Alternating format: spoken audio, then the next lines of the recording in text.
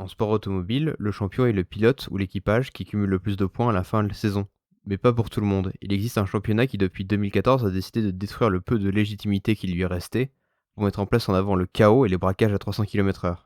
Bienvenue sur Airspeed et aujourd'hui on parle des playoffs en NASCAR.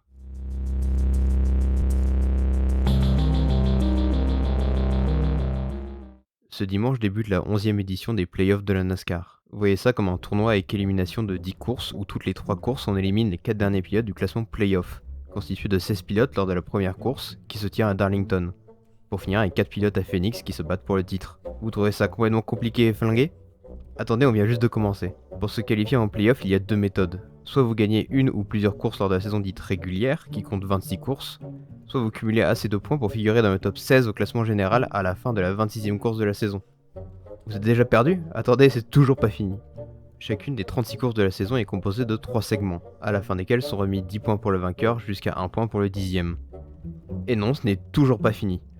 Le vainqueur du segment gagne également un point de playoff.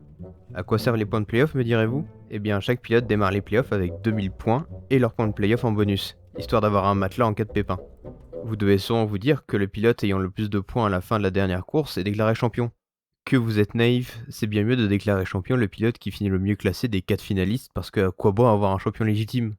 Hein? Tenez par exemple Joey Logano a empoché son 3ème titre l'an dernier en gagnant une seule course de toute la saison régulière, ainsi que 2 victoires en playoff qui lui ont permis d'accéder à la finale et de prendre le titre en remportant la course sans avoir la moindre compétition car le Team Penske semble avoir trouvé un cheat code quand ils viennent à Phoenix. Vous devez vous dire, en soi, il a gagné 3 courses sur la saison. Il devait être hyper constant, non? Laissez-moi vous donner une seule stat. 17.1. Points par course? Non.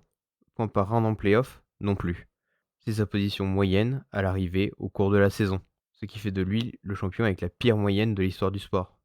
Comme vous pouvez vous en douter, ces statistiques ne plaisent ni aux fans ni à certains pilotes, comme à un certain Mark Martin, quintuple vice-champion de la NASCAR. Ce dernier mène d'ailleurs depuis plus d'un an un véritable mouvement de résistance contre les playoffs et la génération actuelle de voitures, qu'il juge comme étant les deux facteurs principaux de la chute de popularité de la NASCAR.